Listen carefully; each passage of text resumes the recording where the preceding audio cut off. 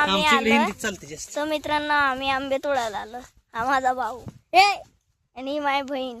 हिच्यात डोक्यावर आंबा पडला होता, ही रडायला स्टार्ट केली होती. आणि माझी दीदी आणि माझ्या बडे पप्पा नवीन गाडी घेतली टाटाची. आणि डिक्की पण दाखवतो, आंबा पण दाखव हे बघ आमची गाडी.